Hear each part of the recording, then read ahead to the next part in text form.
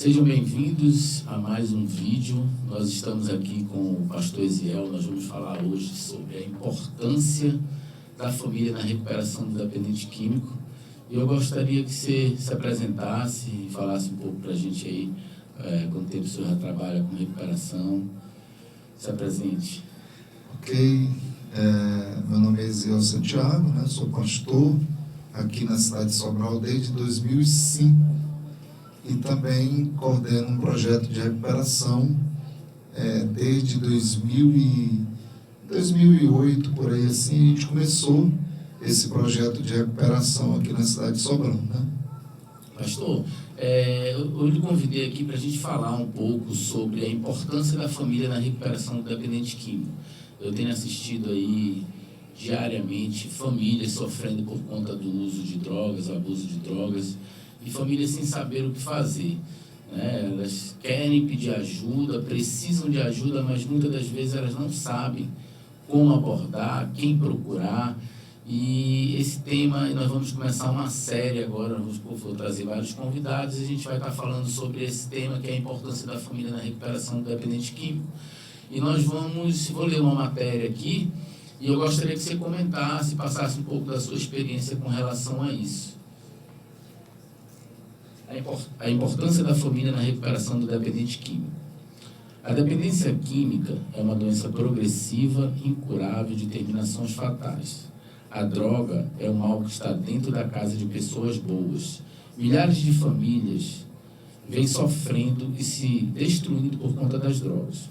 A família sempre quer ajudar, mas muitas vezes atrapalha o processo de recuperação, agravando a doença do dependente químico. A negação e a facilitação são características da codependência, a doença da família. O dependente químico passa a viver em função da droga e a família passa a viver em função do doente, esquecendo de viver a sua própria vida. A negação da doença por parte da família faz com que o usuário de drogas tire proveito de outras pessoas. O usuário passa 2, 3 dias na rua, sem dormir, sem se alimentar, sem tomar banho, e quando alguém pergunta aos pais como seu filho está, eles respondem: está tudo bem. Amanhã ou depois, essa pessoa acaba sendo vítima, quando, dando ou emprestando algo para o dependente químico usar drogas. A família acaba, infelizmente, negando. Como é que está seu filho? E a pessoa está bem. Então, na verdade, ela sabe que a pessoa não está bem, passou vários dias usando droga, e isso acaba proporcionando que aquela família que recebeu aquela informação errada através da negação, por conta de vergonha, na maioria das vezes a família tem vergonha de admitir que tem um problema dentro de casa, e acaba, sem querer, facilitando a vida do dependente. O dependente vai chegar naquela pessoa que vai ser uma vítima. Tia, me empresta aí um dinheirinho aí que amanhã eu te pago. E muitas das vezes a família diz que está trabalhando. Quando o dependente químico falta ao trabalho, a família diz: ele passou a noite na rua usando droga, bebendo, na farra. Quando chega em casa de manhã, o patrão liga no outro dia: cadê o fulano, não veio trabalhar? Ele diz: não, ele está doente. Realmente está doente. A dependência química é uma doença, Então, assim, a família nesse caso deve falar a verdade. Por mais difícil que seja assumir que seu filho está usando drogas, ao invés de vê-lo morrendo aos poucos e enganando os outros. A facilitação é outro comportamento que agrava a doença. Muitas famílias estão aleijando seus filhos, impedindo-os de crescer. Fazem tudo e dão tudo, estragando seus filhos, deixando-os despreparados para a vida. A família precisa de informação para tomar a decisão certa e não financiar a morte dos seus filhos. A única forma de resolver o problema é admitindo que ele existe. Então, através desse vídeo, pastor, nós vamos estar procurando levar informações para essas famílias, que estão sofrendo por conta do uso de drogas. E eu creio que nós vamos atingir esse público aí e levar informação, informação para aquela família, para aquela mãe que não sabe o que fazer com o seu ente querido, A a gente precisa dar as mãos e fazer a diferença, né? Então, eu gostaria que o senhor falasse um pouco sobre essa matéria que foi lida, sobre a negação da família, sobre a facilitação. Eu tenho visto aí, pastor, famílias, infelizmente, né, carregando o seu dependente no colo e agravando cada vez mais, né, financiando e não conseguindo dizer não. Eu sempre digo que amar é construir limites, né? Amar é aprender a dizer não. Não é fácil dizer não para quem a gente ama. É um processo, né? Um processo lento que as famílias precisam aprender a dizer não, né? O pai que ama o seu filho, ele tem que corrigir, né? E não tem como o dependente químico parar de usar enquanto tem alguém financiando, pagando as contas, limpando a sujeira, fazendo a comida e, né, justificando as suas falhas. Eu queria que o senhor falasse aí, e muito obrigado pela sua participação. Realmente o que você colocou é importante. A gente hoje trabalha o dependente químico, mas às vezes a gente esquece de trabalhar a família dele, né? E assim, olhando para o contexto da família, nós poderíamos dizer que a família ou ela ajuda ou ela atrapalha, né? No contexto do dependente químico, ou ela é um fator de risco ou um fator de proteção, certo? Isso é uma coisa que está bem claro na dependência química. A família ela pode ajudar, mas a família pode atrapalhar também. E aí, quando é que a família ajuda? Né? No texto, no artigo que você leu aqui, às vezes a família financia, às vezes o cara usa droga, não tem como pagar, aí o pai e a mãe vai ter que vender alguma coisa para pagar essa droga. Às vezes o filho rouba e a família tem que arcar com as consequências. Às vezes o filho faz um monte de coisa errada para poder ter a droga, e aí quando chega lá na família, a família acaba passando a mão na cabeça, acaba de certa forma apoiando aquela atitude. É como se dissesse na cabeça dele que ele continue, não, pode ir, toda vez que você fizer alguma coisa errada, eu vou lhe ajudar. E isso, às vezes, a família pensa que vai ajudar o dependente químico. Na cabeça da mãe, na cabeça do pai, não, eu vou livrar ele da morte, eu vou livrar ele de alguma situação. Eu trabalhei com um menino de menor uma vez, que ele era muito complicado, né? Aí toda vez que a mãe dele, que ele pediu uma coisa para a mãe dele, se a mãe dele falasse não, ele dizia que ia para a rua, que ia roubar, que ia fazer um monte de coisa errada, né? Aí eu comecei a observar o comportamento dele e disse, olha, a senhora é a única culpada do seu filho fazer isso. Ela, mas por que a senhora faz as coisas que ele quer? Quando ele falar que vai para a rua, que vai usar droga, que vai fazer alguma coisa errada, a senhora não apoie isso. A senhora diga para ele, se você quiser ir, pode ir. Eu não estou mandando não, mas você não quer ir? Vá, assuma as consequências.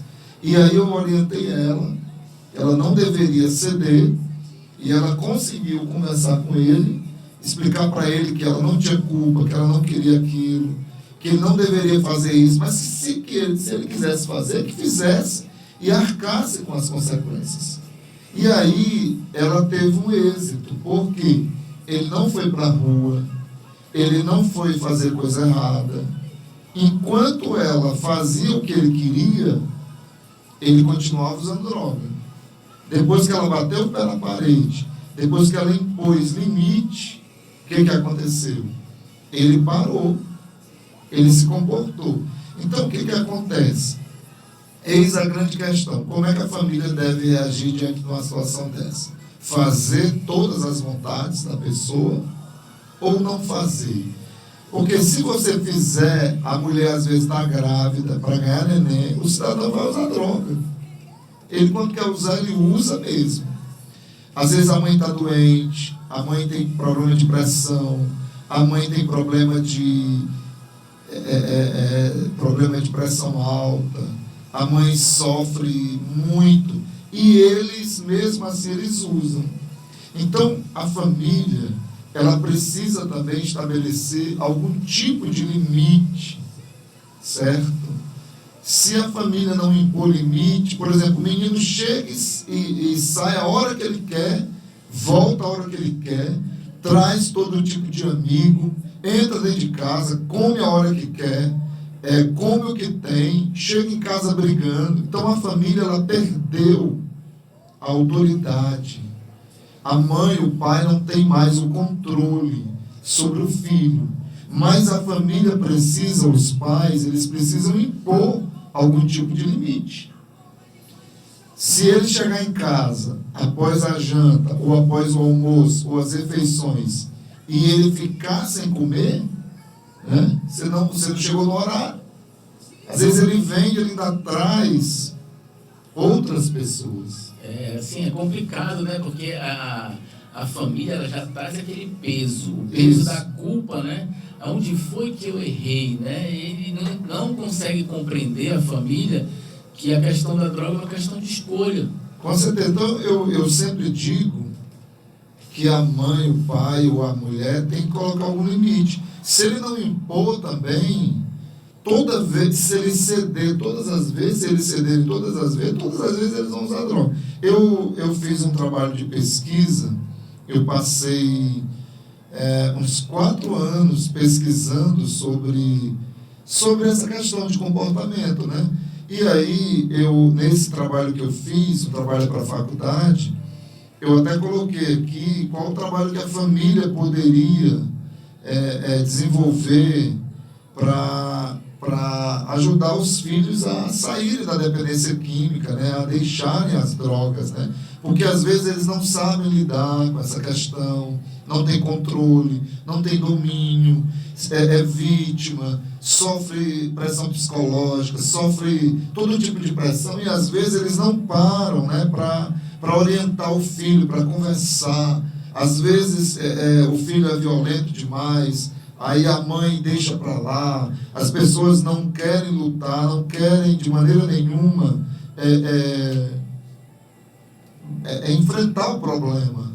Às vezes eu até dou razão que a mulher, ela tem tantas atividades no dia, que quando chega aquele momento ela já está traumatizada, né? Mas o que acontece, né? Os pais precisam, em primeiro lugar, estar juntos, unidos. É a primeira coisa. Eles precisam trabalhar juntos, o pai, a mãe, os irmãos, se for casado, a esposa. Só uma aspa aí. Nessa questão, pastor, tem uma situação aí que agrava, né? Porque o dependente químico, para ele sobreviver no uso, ele acaba de forma consciente ou inconsciente colocando toda a família um contra os outros, né?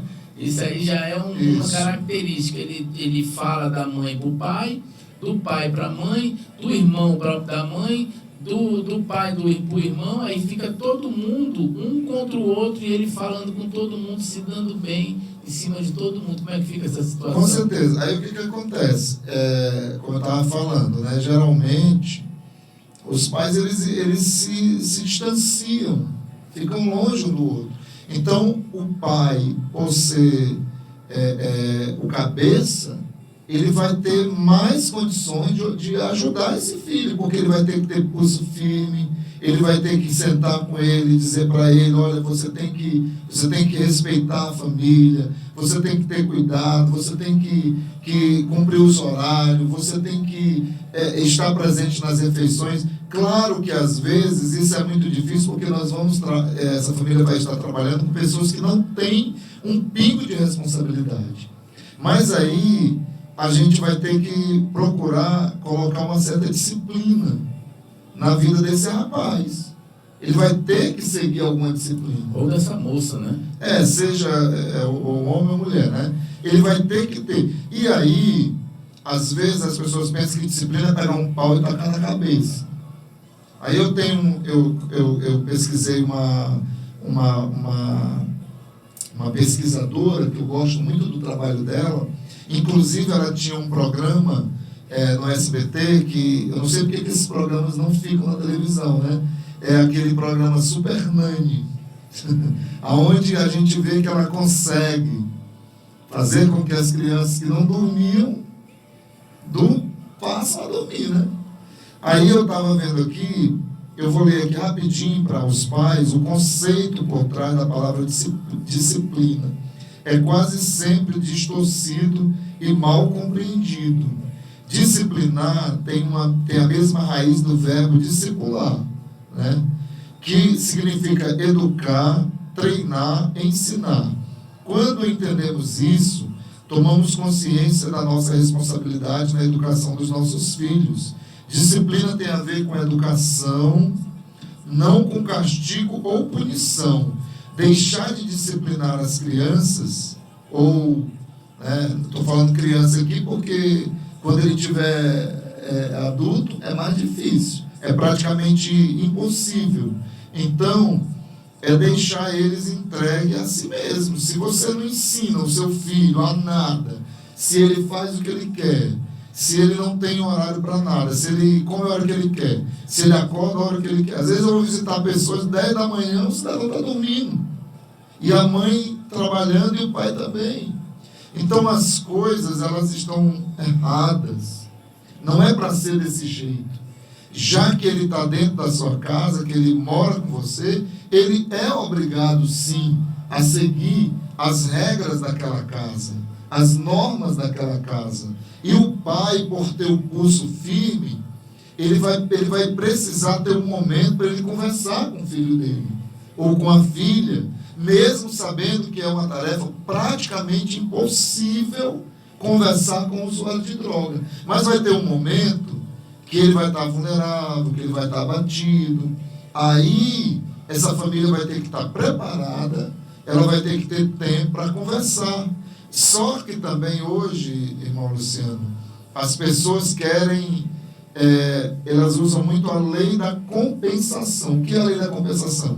Meu filho, se você deixar de usar droga, eu vou te dar uma moto, eu vou te dar um carro, um emprego, eu vou arrumar um emprego. Quantas vezes eu estava com pessoas na casa, já estavam assim com um tratamento bem avançado, só foi a família ir lá e estragou o tratamento, atrapalhou tudo. Meu filho, não vem embora não, sabe aquele dinheiro que eu recebi? Ele saiu e está guardado. Na hora que falou em dinheiro, o menino foi embora. Então tudo é muito complicado. E essa família, ela precisa seguir algumas regras. As orientações. E algumas orientações. Dos técnicos, né? Entendeu? Não adianta você fazer o que ele quer. Né? Não adianta. Não adianta você dar o que ele gosta. Tem uma história que aconteceu aqui em Sobral.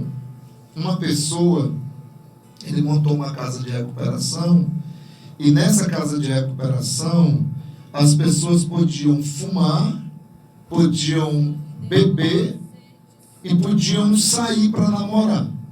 Né? Beber? Isso. Ele trabalhava com redução de danos. Só o que acontecia? As pessoas fumavam o tanto de cigarro que elas queriam, as pessoas bebiam o tanto de bebida que elas queriam, elas saíam para namorar e iam usar crack, usar outro tipo de droga. Então, ou a gente impõe limite, ou a gente tem assim uma certa, ou a gente cria um limite dentro dessa família, ou então esse filho nunca vai mudar. O que vai acontecer com ele? Ele vai sofrer consequências, ele vai sofrer violência, ele vai achar que ele é o dono da situação. E a família não pode perder o controle da casa. O controle, né, o domínio da família tem que ficar nas mãos do pai e da mãe. O pai é o cabeça. A mãe está ali do lado como auxiliadora, né, como alguém que está ali para lhe ajudar. Mas se ele, por algum momento da vida dele, esse casal, essa família, permitiu que os filhos fizessem o que eles querem fazer, aí vai ficar difícil. Então, o conselho é esse: disciplinem os filhos quando eles são criança, porque quando ele crescer, ele vai ser mais fácil você dar uma orientação para ele. Se ele enveredar pelo caminho das drogas, aí o que acontece? A gente precisa criar um mecanismo para a gente poder um momento que ele estiver vulnerável, e conversando com ele, mostrando que aquilo não é bom, mostrando sempre as consequências, para que ele venha deixar a dependência química. Se as famílias não tiverem esse cuidado, elas vão empurrar os filhos para a dependência química. Aí ela não vai ser um fator de proteção, ela vai ser um fator de risco, né? Por exemplo, o pai e a mãe fumam e bebem, né? Não tem exemplo, não dá nenhum tipo de exemplo, não dá nenhum tipo de orientação. Aí, com certeza, esses filhos, se Deus não tiver misericórdia e ele não encontrar uma igreja que venha ajudá-los, eles vão enveredar pelo caminho das drogas, né? E inclusive, né, essa questão da disciplina, a gente tem acompanhado, a gente vai estar no meio, né, da recuperação, do processo, a gente vê pacientes chegando, vindo de uma vida totalmente desregrada, chegam no centro de recuperação, começam a melhorar, começam a fazer o sugerido, né, a se adaptar com a rotina da casa, com o cronograma, com as normas de moradia. E é incrível, quando a família chega na visita, parece que todo aquele trabalho feito pela equipe técnica vai por água abaixo. Na comunidade terapêutica, nas casas de recuperação, os especialistas em dependência química, os psiquiatras, os psicólogos, eles não gostam do nosso modelo de trabalho, porque a princípio nós afastamos ele da família. Mas o primeiro passo é importante, sim, para a gente poder preparar a cabeça dele. Mas aí, quando a família chega, já promete um monte de coisas. Então, os especialistas, eles não são a favor de afastar as pessoas da família. Mas, a princípio, a gente percebe que funciona, porque a família não vai interferir.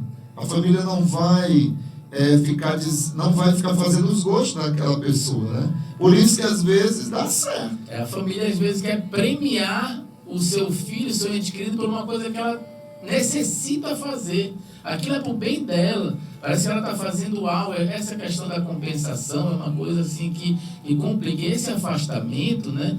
A gente vem acompanhando pacientes, quando eles entram na casa, entram na clínica, eles começam a melhorar, né? A família, o que ela tem que fazer? Ela tem que procurar, né, paralelamente, um profissional, um grupo de mútua ajuda, uma igreja, um psiquiatra. Tem famílias que estão tão doentes quanto o usuário de droga. Porque o uso contínuo de álcool e droga, me corrija depois, né? O uso contínuo de álcool e drogas, eles desencadeiam doenças. Deixa os familiares codependentes. Eles se tornam tipo aquela pessoa que tem diabetes, né? Ele tem que estar sempre controlando direitinho algum tipo de alimento, principalmente a questão do açúcar. Mas é assim, irmão, ou eles procuram ajuda, ou então eles vão... O problema é que as pessoas hoje, elas aceitam isso. Elas se acomodam. Não tem jeito, esse menino não quer nada. Eu fui essa semana atender um rapaz, não vou falar o nome, né, por uma questão de preservar a vida dele. Nós fomos à noite, eu fui, era 6 horas da tarde, 6 horas mais ou menos, 6h20. Cheguei lá às 6h20. Quando eu cheguei lá, a mãe, desesperada, chamando o rapaz, e ele não se levantava e não acordava. Aí eu olhei para ela e disse assim: a senhora está chamando ele por quê? Não, meu filho, ele não usa muito droga não, sabe? Desse jeito. Não, meu filho é gente boa. Aí eu olhei para a perna dele, uma tornozeleira eletrônica. Eu disse: minha senhora... É negação, né? Quer dizer, a senhora veio me dizer que o seu filho não usa droga, seu filho está drogado, seu filho está... Ele usou tanto droga que ele não consegue levantar. A mulher só faltou arrancar a cabeça dele, o pescoço dele, e ele continuou lá, parecendo uma pedra de mármore. Quer dizer, o cara, a mãe se matando de trabalhar. Depois eu fui no outro dia, para depois não dizer: ninguém não nos ajuda. Cheguei lá, um sábado pela manhã, não era para ele estar bebendo, porque quem usa tornozeleira não pode beber, é proibido. pois ele estava numa roda, nem me deu atenção. Entendeu? Então, hoje é um problema muito sério para essas famílias. Eu não sei como é que essas famílias aguentam, suportam essa carga, esse peso, essas dificuldades de ver o filho não fazer nada. É uma situação muito difícil. E o correto é as pessoas procurarem, sim, ajuda. Procura uma igreja, procura as irmãs de uma igreja. Agora está fechado, mas já vai abrir. As irmãs para orar, para lhe dar uma palavra de conforto, que com certeza, né, você vai encontrar um norte, vai encontrar ajuda, mas seja um fator de proteção para a sua família, para que as coisas não piorem, né? Assim, esse é o grande objetivo desse vídeo, né? A gente poder orientar as famílias o que é que elas precisam fazer. Porque é mais fácil ir visitar no centro de recuperação, numa clínica psiquiátrica, do que numa cadeia.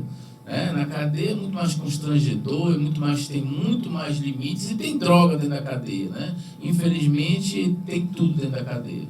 E a gente tem que estar orientando essas famílias, porque assim, eu venho acompanhando alguns casos e a gente vem vendo que a mudança, eu quero tanto que o meu filho mude, mas eu não consigo mudar. De repente, a mãe, o pai, a esposa muda a postura, orientado por um profissional, na maioria das vezes, né? Se conscientiza que precisa fazer alguma coisa, quando começa a fazer, começa a ter resultado. Além também da dificuldade de aceitar o problema. E, poxa, eu sou mãe, eu conheço ele desde o meu ventre, foi a primeira pessoa que, desde o primeiro respirar, como é que um pastor, um terapeuta, um psiquiatra, um psicólogo vai ajudar o meu filho se eu não consigo? Né? Elas não aceitam que, muitas das vezes, ele está precisando de ajuda profissional. E a família, ela reluta. Quando ela vai tomar essa decisão, muitas das vezes já é tarde demais. Existem casos que as famílias procuram centros de recuperação, comunidade terapêutica, e dizem, olha, isso não é mais caso de comunidade terapêutica, isso aqui é um caso de psiquiatria. Ele está completamente, né, comprometido, porque, como eu estava falando agora, o uso contínuo de álcool e drogas, ele desencadeia doenças físicas e mentais. Né? As físicas mais frequentes, gastrite, H. pylori, úlcera, cirrose, trombose. Né? As mentais mais frequentes, esquizofrenia, síndrome do pânico, fobia social, depressão. Então, existem casos que uma comunidade terapêutica não vai conseguir resolver. Com certeza. Agora, por outro lado, tem famílias que procuram uma clínica psiquiátrica e o caso dele pode ser de ambulatorial. Ele só precisa de umas sessões e a família se tratar paralelamente, porque a família que se trata junto com o dependente, o resultado a estatística, né? O resultado é bem maior. Então a pessoa chega, procura a casa de recuperação, a comunidade terapêutica, a clínica psiquiátrica, coloca o seu ente querido e acha que colocou lá, quem tem problema é ele, quem tem que se tratar é ele e ponto final. Não, porque quem convive com o usuário de droga acaba absorvendo aquele comportamento e aquelas doenças, né, no caso, os sintomas, a intolerância, a impaciência, a indisciplina, né, a depressão, a frustração, pretensão, sintomas que antecedem uma recaída.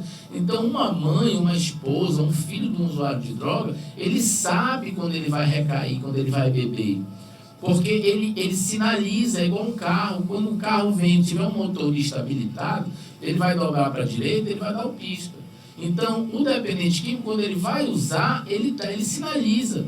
E a sua família já conhece o comportamento. E é incrível como eles também desenvolvem comportamentos, maneirismos. A família precisa se tratar. Eu vejo que essa falta de consciência da família, a culpa é da família? Não. É uma questão de escolha. Pessoas passaram por coisas bem pior do que eu, do que o seu filho, do que outras pessoas, o seu marido, o seu pai, e não usaram drogas. Então a questão de usar ou não usar droga é uma questão de escolha, até um certo ponto. Depois que a pessoa já está completamente comprometida, não tem mais escolha, é usar ou usar. Aí a família tem que entrar em ação. Não é isso, pastor? Verdade, com certeza. Só lembrando aqui também, né, que as famílias, às vezes elas ficam constrangidas